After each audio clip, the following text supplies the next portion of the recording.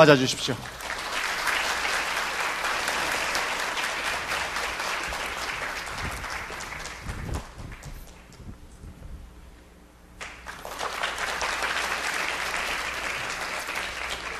안녕하세요, 여러분. 문화체육관광부 장관인 유진영입니다.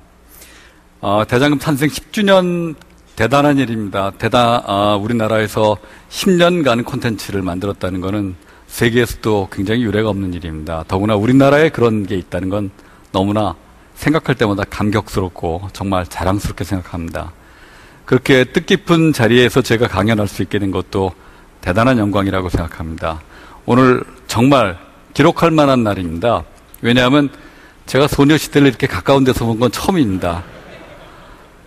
제가 오늘 이 자리에 나온다고 하니까 저희 직원들이 나가서 공무원처럼 하지 말고 좀 스티브 잡스처럼 해보라고 그렇게 얘기했습니다. 그래서 오늘 의상을 이렇게 받쳐 입고 나왔는데 뭐 비슷할지 모르겠습니다.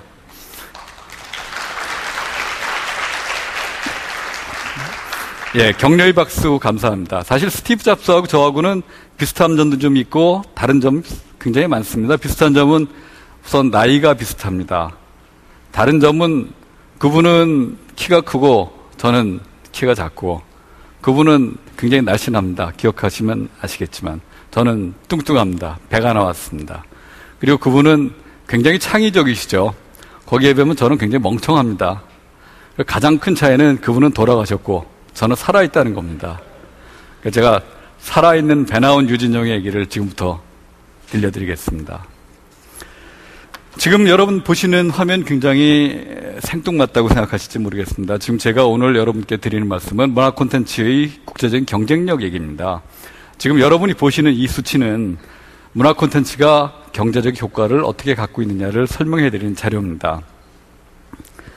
수출입은행에서 조사한 바에 의하면 문화 콘텐츠 수출이 100불 늘 때마다 소비재 수출이 412불이 는다는 그런 조사 결과가 나왔습니다. 즉 영화나 애니메이션, 드라마 이런 것들이 100불어치가 팔리면은 412불어치 다른 소비재 수출이 늘어나더라라는 조사 결과입니다. 아까 사장님께서도 말씀하셨지만은 관광도 늘어나고 심지어는 중동이라는 쪽에서는 소비재 수출뿐만이 아니라 자본재, 자동차나 이런 것까지도 수출이 된다는 그런 조사 결과가 있습니다. 또 다른 그 밑에 있는 수치는 고용률의 수치입니다. 10억 불을 투자했을 때 어떤 고용 효과가 나타나느냐. 4.2명은 반도체에서 생산하는 그런 고용률입니다. 10억 불을 투자했을 때 반도체에서는 4.2명을 고용을 하는데 문화 콘텐츠 쪽에서는 12.6명을 고용하더라라는 한국은행의 조사 결과입니다. 여러분 생각해 보시면 이해가 가실 겁니다. 모든 것들이 자동화되어가는 그런 세상에서 그리고 고용 없는 성장이 계속되는 이 세상에서 문화 콘텐츠 산업은 유일하게 고용을 만들어내는 산업입니다. 사람이 없으면 문화 콘텐츠는 가능하지 않습니다. 사람이 만들어내는 게 문화 콘텐츠입니다. 그런데 그럼에도 불구하고 저희는 몇 가지 고민을 안고 있습니다. 저희가 문화 콘텐츠 산업을 키워나가는데 안고 있는 고민은 첫 번째는 이겁니다. 대장금 10년이 갔습니다. 10년 동안 많은 사람들의 사랑을 받으면서 10년을 왔습니다. 대장금보다 훨씬 더 많은 자본과 인력과 모든 것이 투여된 그런 드라마와 영화가 많이 있었습니다만 과연 그것이 10년을 갔을까요? 왜 대장금만 10년을 갈 수가 있었을까요? 이거에 대한 해답을 저희는 찾아야 됩니다. 여러분 잘 아시다시피 대장금은 전 세계의 90여 개국에 수출이 됐습니다. 그리고 생산 유발 효과가 1200억에 달한다는 그런 조사 결과가 있습니다. 저는 어떤 기억을 갖고 있냐면 2004년에 대장금이 처음 방영되고 1년 후에 대만과 홍콩을 출장을 간 적이 있었습니다. 대만과 홍콩에서 대장금이 방영될 때는 시내의 젊은이들이 거의 없어지더라. 그 정도로 시청률이 높았다는 그런 현장을 본 기억이 있습니다. 그리고 10년이 지났습니다. 저는 10년 동안 사실은 솔직히 대장금에 대해서 잊고 있었습니다. 대장금이 해외에서 어떠한 전파 경로를 거쳤는지 저는 제 관심에서는 멀어져 있었습니다. 제가 다시 금년에 문화체육관광부로 돌아와서 다시 본 결과는 대장금은 그동안 꾸준히 세계를 다니면서 세계 널리 퍼져 있었다는 겁니다. 중국은 물론, 일본은 물론, 남미와 이제는 중동까지 가 있습니다. 최근에 제가 중동에서 온 문화부 장관과 같이 저녁을 먹은 적이 있었습니다. 우연히 같이 대화를 시작을 하다가 1시간 동안 대장금 얘기만 했습니다. 거기서 대장금과 그런 것들이 방영된답니다. 이분이 대장금 얘기를 하면서 한국 음식을 갖다 먹는데 1시간 동안 대장금 얘기만 하더라고요. 저는 그걸 보면서 깜짝 놀랐습니다. 우리랑 너무나 문화가 다른 중동까지 그 대장금이 가갖고 제가 듣기로는 뭐 80% 이상의 시청률을 올렸다는 그런 얘기를 들었습니다. 너무나 놀라운 일입니다. 너무나 자랑스러운 일입니다. 과연 그 비결이 무엇일까를 생각을 해봤습니다. 그 비결은 잘 아시다시피 세계인이 공유할 수 있는 공통적인 정서입니다. 가치입니다. 대장금에는 그 가치가 들어있었기 때문에 10년을 갈 수 있었다고 저는 생각을 합니다. 성공할 수 있는 콘텐츠는 우선 특색이 있는 소재와 이야기를 갖고 있어야 됩니다. 대장금 같은 경우는 음식과 한이야기라는 좋은 소재가 있었습니다. 특색 있는 소재가 있었습니다. 거기에 녹아있는 모든 것들은 공통의 가치입니다. 우정, 의리, 가족애, 남녀 간의 사랑, 그리고 도덕률, 이런 모든 것들이 세계인의 공감을 얻을 수 있었다고 생각을 합니다. 최근에 제가 중국에서 오신 광전총 국장을 만나서 같이 얘기를 한 적이 있었습니다. 광전총 국장은 중국으로 따지면 우리나라에서 따지면 지금 방통위원장님의 그 지위에 계신 분입니다. 그분하고 얘기도 대장금 얘기가 나왔습니다. 그분이 말씀하시길 대한민국의 드라마나 영화가 대장금 같은 것만 나오면은 중국에서 얼마든지 환영을 하겠다. 그런 얘기를 하십니다. 비슷한 다른 예를 들어볼까요? 해리포터, 저는 비슷한 그런 경로를 갖고 있다고 생각을 합니다. 마법이라는 신기한 소재를 바탕으로 거기에 가족의 사랑, 우정, 모든 것들, 우리 세계인이 공유할 수 있는 모든 가치를 그 안에 담고 있습니다. 세계적인 성공을 했습니다. 저는 콘텐츠가 이제는 그냥 콘텐츠가 아니라 그 안에 공통적인, 세계인이 공감할 수 있는 공통적인 정서와 감정과 도덕률과 모든 가치를 담고 있어야지만 성공할 수 있는 것이라고 생각을 합니다. 많은 드라마가 지금 만들어지고 있습니다. 한국 드라마 천국입니다. 저도 집에 가면은 채널권이 없습니다. 저희 집사람이 보는 대로 그냥 따라서 볼 수밖에 없는데 그 안에 보면은 너무나 자극적이고 너무나 뻔해요. 제가 옆에서 계속 초를 넣습니다. 저거 그 다음 장면 이거 아니야? 거의 그대로 갑니다. 그럼에도 불구하고 시청률은 엄청나게 높습니다. 과연 그런 드라마가 대장금과 비교했을 때 얼마나 오래 갈 수 있을지, 얼마나 널리 퍼질 수 있을지 우리는 심각하게 고민을 해야 될 때가 됐다고 생각을 합니다. 두 번째 질문입니다. 영화에서 1000만 관객이 든다는 건 정말 하늘이 내린 행운이라고 얘기를 합니다. 최근 들어서 굉장히 많은 우리나라 영화들이 1000만 관객이 들었습니다. 게임에서 1조 원 매출을 올린 그런 온라인 게임들도 많이 있습니다. 그렇다면은 이 영업 비밀은 무엇일까요? 모든 사람들이 궁금해하는 것들입니다. 비즈니스를 하는 사람뿐만이 아니라 행정을 하는 저희들도 이 비밀에 대해서 알고 싶어 합니다. 이것이 왜 성공을 했지? 너무나 궁금합니다. 방금 전에 제가 말씀드린 대장금에서의 그런 사례는 알맹이입니다. 그 안에 가치를 담고 있었다고 한다면 두 번째는 저는 스토리의 얼개라고 생각합니다. 골격을 충분히 갖추고 있었기 때문에 이것이 성공할 수 있다라고 생각을 합니다. 지극히 개인적인 경험이지만 저는 우리나라 영화들이 예전에 굉장히 많이 성공을 하고 그럴 때도 한편으로는 좀 불안했었습니다. 이거 계속 갈 수 있을까? 정말 이 영화가 우리나라 영화 산업이 계속 갈 수 있을까?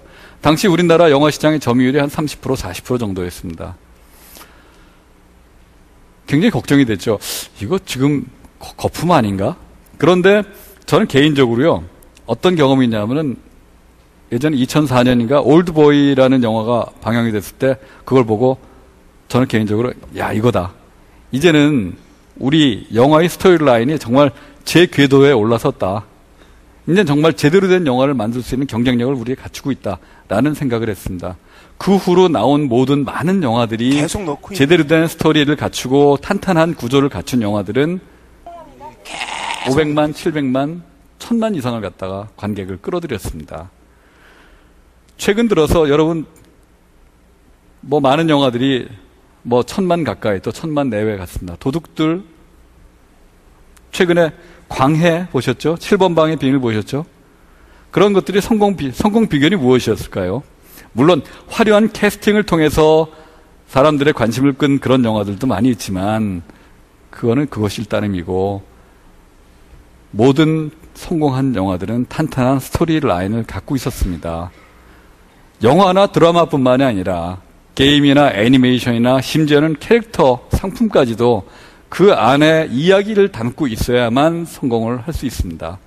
그 안에 사람들이 주목하고 사람들이 끌려 들어가고 사람들이 오래 생각할 수 있는 이야기 구조를 갖고 있지 못하면은 그 콘텐츠는 경쟁력이 없는 그런 겁니다. 스토리는 이제 단순히 어떤 이야기가 아닙니다. 스토리는 산업입니다.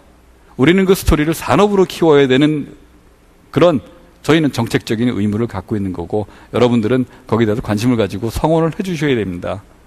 저는 그런 면에서 우리나라 사람들이 굉장히 경쟁력이 있다고 생각합니다.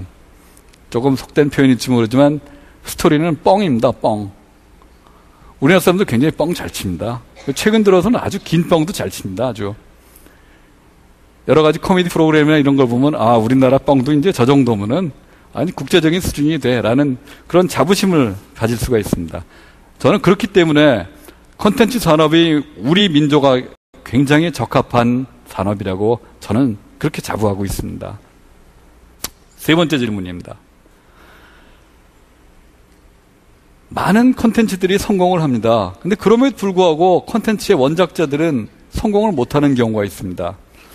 여러분 구름빵이라고 혹시 들어보셨나요? 아이들은 굉장히 좋아합니다. 그리고 이 구름빵이라는 게 그림책으로는 40만 부 이상이 팔렸고 애니메이션, 뮤지컬 이런 걸로도 많이 만들어졌고 심지어는 저 춘천 강원도 쪽에서는 이것을 테마파크로 만들 계획까지 갖고 있다고 합니다. 그런데 구름빵의 원작자는 벌은 돈이 1850억이 아니라 1850만 원에 불과하다고 합니다.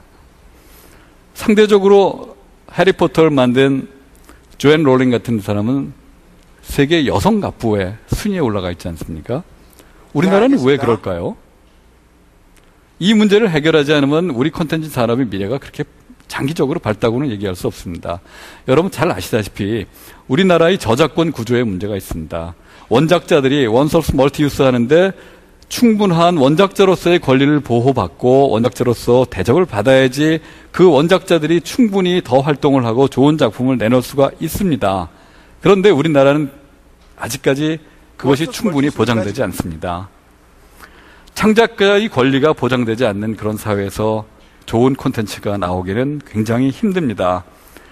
마찬가지로 우리나라 지금 웹툰이 굉장히 유행을 하고 있습니다. 인터넷 들어가면 여러분들 지금 웹툰을 보시는 분들이 얼마나 되시면 젊은이들은 웹툰을 보는 사람들이 굉장히 많습니다. 우리 어렸을 때 만화가에 가서 만화 보듯이 훨씬 더 많은 사람들이 웹툰을 보지만 웹툰 작가들은 소정의 원고료 정도만 받고 그 이상 충분한 대접을 못 받고 있습니다. 이런 구조를 깨주는 것, 그 구조를 깨기 위한 제도를 개선하고 창작자가 대우받는 풍토를 만드는 것, 그게 우리가 해야 될 일 중에 하나입니다. 기왕 저작권 얘기가 나왔으니까 한 가지 더 지적을 하면요. 어둠의 다운로더들, 이 자리에도 아마 상당히 많이 계실지 모릅니다. 저작권 제값 주고 다운받아야 됩니다. 제값 주고 사셔야 됩니다. 우리나라가 굉장히 많이 이 부분에서 제도 개선이 됐지만 많이 사람들이 제값 주고 사기를 하지만 아직도 멀었습니다. 아직도 웹하드에서 돈을 주지 않고 몰래 내려받는 그런 사람들이 너무나 많습니다. 너무 젊은이들이 많고요. 아무리 안성기 씨가 나와갖고 그러지 말자 그래도 이 안에도 혹시 그런 분이 계실지 모르겠지만은 오늘 돌아가셔서부터는 앞으로 그러지 마십시오. 제값 주고 사시는 게 문화 콘텐츠 산업을 살리는 가장 첫 번째 길입니다. 첫 번째 계단입니다. 여러분뿐만이 아니라 여러분 댁에 가셔갖고 여러분의 자제분들한테도 절대로 어둠의 다운로더에서는 이제는 벗어나라는 그런 얘기를 해주시면 좋겠습니다. 또 다른 하나는 이 콘텐츠에 대한 이중적인 구조입니다. 이중적인 자세입니다.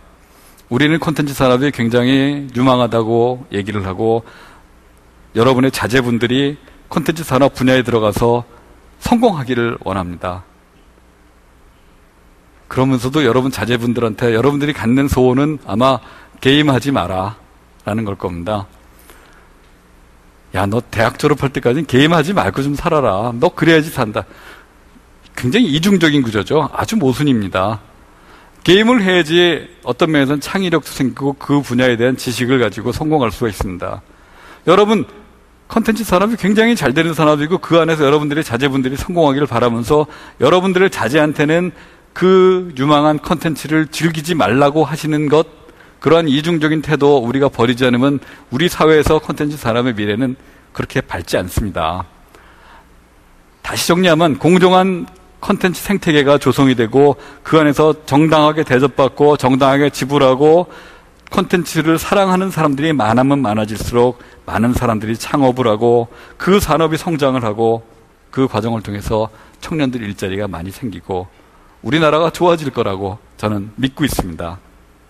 자, 방금 전에 그렇게 말씀드린 이러한 문제에 불구하고 우리 사회는 이미 창조경제의 시대에 이미 들어섰습니다. 패러다임이 바뀌었습니다. 바뀌어야 됩니다. 그동안 산업경제 시대에서 우리가 채취와 제작과 분배와 이 구조에서 지금 지식경제 사회를 지나서 이제는 창조경제 사회로 들어왔습니다. 드림 소사이어티라고 표현을 하는 그런 경우도 있습니다. 이제는 과거에 우리가 갖고 있던 토지나 노동과 자본 그리고 지식 정보 이상으로 우리한테는 상상력과 창의력 그리고 감수성, 감성, 아까 말씀드린 가치 이런 것들이 중요한 이런 세대가 벌써 된 겁니다. 이제는 상상력과 그 아이디어를 기술과 결합해서 새로운 산업을 만들고 새로운 시장을 만드는 그 일이 우리가 해야 될 일입니다. 그게 글로벌 문화 콘텐츠 포럼에서 우리가 주제가 돼야 되고 우리가 어떻게 그것을 할 것인가 그 찾는 그런 역할이 돼야 될 거라고 생각합니다. 자, 그렇다면 우리나라는 지금 어느 정도의 수준에 와 있을까요? 우리나라 정말 대단한 나라입니다. 저는 해외 나갈 때마다 정말 자부심을 느낍니다. 특히 동남아나 이런 데 나갈 때마다요. 우리나라가 가난에서 벗어난 지 얼마 안 됐습니다. 저도 어렸을 때 생각하면은 그렇게 썩 부유하지 못하게 살았던 기억을 갖고 있습니다. 그런데 지금은 우리나라는 G20에 올라섰습니다. 그만큼 부유해졌습니다. 우리가 특이한 경험을 가졌다는 것은 우리는 가난에서 벗어났기 때문에 특이한 경험을 가진 겁니다. 다른 나라처럼 처음서부터 잘 살았으면 우리나라는 별 특별한 나라가 아닙니다. 우리가 가난에서 벗어나면서 G20의 위치에 올라섰는데 다른 면에서는요. 이 콘텐츠 산업에서는 우리나라가 한 7번째 정도의 위치에 와 있습니다. 그런데 거기에 비해서 우리나라가 갖고 있는 시장의 지배율은 굉장히 작습니다. 거의 한 70% 가까이를 미국이 시장 지배를 하고 있습니다. 나머지 30%를 가지고 조그맣게 영국, 독일, 프랑스 이런 나라들이 갖고 있고 우리나라는 지금 최근 들어서 게임이 굉장히 많이 팔리고 그다음에 소녀시대를 비슷한 K-팝이 굉장히 많이 나가고 K-드라마가 많이 팔리고 영화도 많이 팔리고 그렇게 우리나라 콘텐츠 산업이 잘 된다라고 여러분들이 생각하심에도 불구하고 우리나라가 세계 시장에서 차지하는 비율은 불과 2.8% 정도에 불과합니다. 그리고 순위로는 7위 정도에 불과합니다. 자, 거꾸로 얘기하면은 우리 앞에 놓여있는 시장이 그만큼 크다는 겁니다. 우리가 지금 느끼기에 요 정도 해도 잘 된다고 생각하는데 실제로 우리가 조금만 더 노력하면 훨씬 더 큰 시장이 훨씬 더 큰 경제적 부가가치를 우리가 가질 수 있다라는 것을 여러분들이 거꾸로 아실 수 있을 겁니다. 지금 여러분들이 보시는 이 그래프를 보면 이렇습니다. 자, 우리나라보다 문화가치나 창조성에서 뛰어난 다른 나라들 갖다 한번 보시죠. 미국, 영국, 독일, 프랑스, 일본. 자, 이런 나라를 보면은 공통적으로 인구가 5천만 명 이상입니다. 그리고 GDP가 3만 불 이상을 차지하고 있습니다. 이런 나라들은 문화 콘텐츠 산업이 다 발달된 나라입니다. 산업 구조적으로 과거에 제조업 중심, 중화학공업 중심에서 이제는 우리가 서비스 산업 중심, 고도 서비스 산업 중심, 콘텐츠 산업 중심으로 나아가야만 된다라는 것을 실증적으로 보여주는 그런 표라고 할 수가 있습니다. 우리나라는 지금 굉장히 어떤 면에서는 위태로운 상황에 있습니다. 지금 중국이 굉장히 빠른 속도로 따라오고 있습니다. 중국 외에도 다른 우리나라를 따르는 브릭스 국가들이 굉장히 많습니다. 그 나라들이 다들 주목하는 거는 문화 콘텐츠 산업입니다. 왜냐하면요, 큰 자본이 없이도 어떤 면에서는 사람만 있으면 되거든요. 사람 머리만 있으면 되는 거기 때문에 그 사람들이 굉장히 노력을 하고 굉장히 빨리 따라잡기 위해서 달려오고 있습니다. 우리나라가 따라잡히느냐 아니면은 따라잡히지 않고 우리 앞에 있는 나라들을 추월할 수 있느냐라는 것은 우리가 앞으로 어떻게 할 것인가에 달려 있습니다. 다른 면에서는 우리는 지금 위기를 맞고 있습니다. 우리 한류에 대해서 많은 국가에서 너무 천편일률적이지 않느냐. 똑같은 얘기 아니냐. 그런 얘기들을 케이팝이나 드라마에 대해서 얘기를 하는 것, 그거 한편으로는 위기입니다. 그 위기를 우리가 어떻게 벗어나고 새로운 것을 만들어낼 것인가 하는 게 우리한테는 큰 과제입니다. 그렇기 때문에 저희는 방금 전에 제가 여러분께 말씀드린 질문의 답 외에 저희가 정말 해야 될 것은 사람을 키우는 것이라고 생각합니다. 돈, 여러 가지가 있지만 가장 중요한 건 사람입니다. 문화 콘텐츠 산업은 사람이 하는 겁니다. 그 사람이 얼마나 창의적인가, 거기에 따라서 산업의 성패 여부가 갈립니다. 그 사람이 얼마나 창의적인가 하는 것은 그 사회가 얼마나 또 창의적인가에 따라서 달려 있습니다.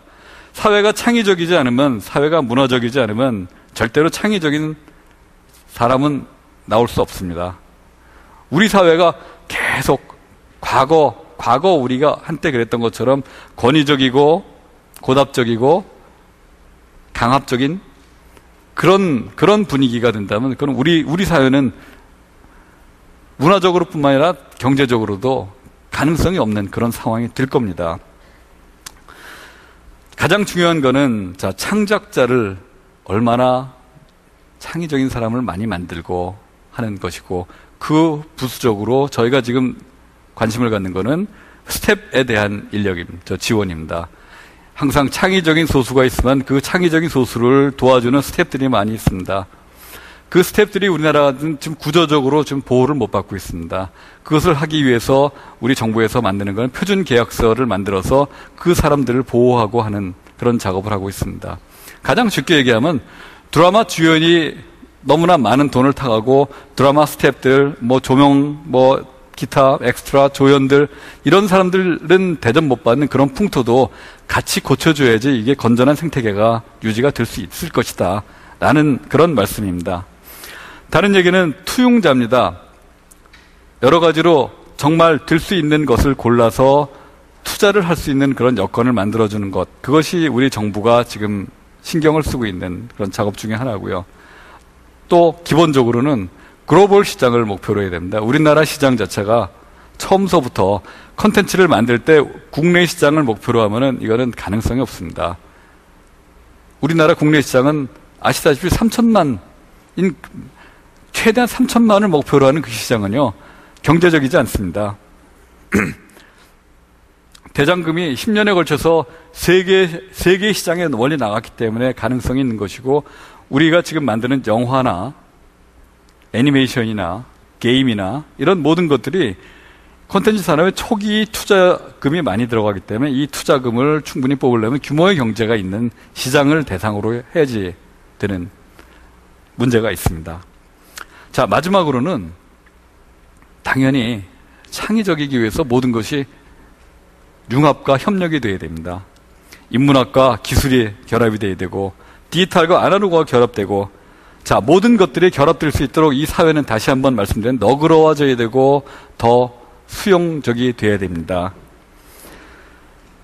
이런 것들을 통해서 저희는 국가 브랜드를 높이고 충분히 잘 될 수 있다고 생각을 합니다. 다른 예를 들면요. 한글 같은 경우에 세종대왕 시대에 인문학과 과학기술에 결합해갖고 수백 년, 500년이 지나도록 우리 국민의 사랑뿐만 아니라 세계의 사랑을 받는 가장 중요한 콘텐츠가 만들어졌습니다. 이와 마찬가지로 우리도 앞으로 말씀드리는 것 가장 중요한 공유할 수 있는 정서, 가치를 담고 거기에 기술을 결합한 새로운 것들을 만들어야 된다고 생각을 합니다. 창조경제는 계속 진화해가는 과정입니다. 누군가 창조경제라고 해서 저는 개념 정의한 순간에 그건 창조경제가 아닌 것이 된다고 저는 생각을 합니다. 우리가 빛을 볼 때 빛이 나눠져 있는 다양함을 못 봅니다.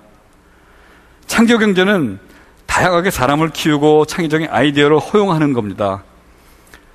문화융성을 통해서 오히려 유일하게 가능하다고 생각합니다. 자, 여러분이 지금 보시듯이 프리즘을 통해서 빛을 통과시키면 다양한 여러 가지 색깔을 볼 수 있습니다. 저는 이 프리즘이 문화라고 생각합니다. 문화융성을 통해서 창조경제는 꽃필 수가 있습니다. 문화라는 프리즘을 통해서 창조경제라는 스펙트럼을 볼 수 있다는 얘기입니다. 말씀을 마치면서 제가 최근에 한 경험을 하나 말씀드리겠습니다. 얼마 전에 제가 웹툰니스트들하고 삼청동에서 같이 맥주를 한잔한 적이 있었습니다. 맥주를 먹고 내려오는데 젊은이들이 막 달려오더니 그 주방에 있는 그 젊은이를 비롯한 여러 사람이 달려오더니 사진을 찍자 그러더라고요. 그래갖고 저는 이게 참 여기서도 이 문체부 장관을 알아보는 사람이 있나? 그러고서는 사진을 제가 찍으려고 했더니 그게 아니라 저한테 카메라를 맡기고 웹툰니스트들하고 자기네들이 사진을 찍겠다는 겁니다. 저는 웹툰 작가들을 일반 사람은 잘 모를 줄 알았어요. 근데 젊은이들은 이미 다 알고 있더라고요.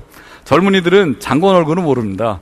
저는 웹툰 작가들과 같이 있었던 할아버지 아마 그렇게 알았을 겁니다. 지금 여러분이 보시는 이 장면이 이 주방에 있는 친구들이 이 오른쪽에 있는 친구가 역전야매요리라는 웹툰을 만드는 정다정이라는 여자 작가입니다.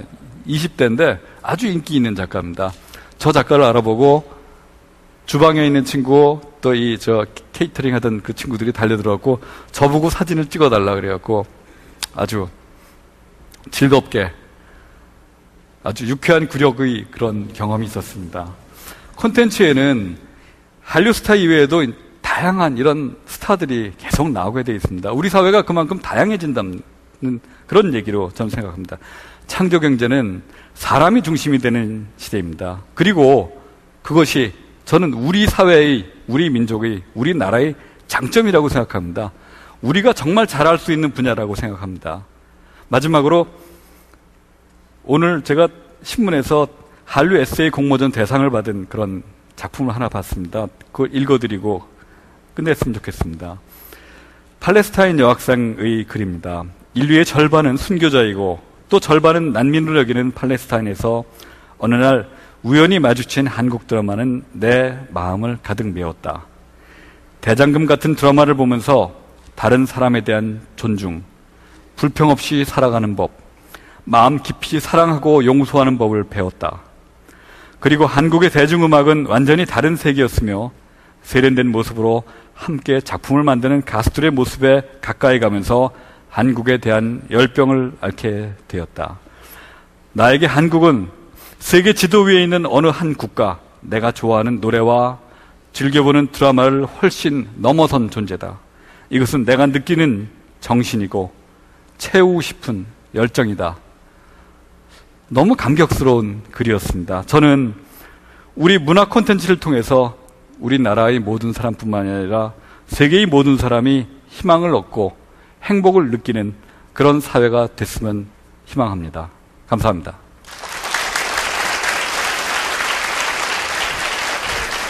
유진명 장관님의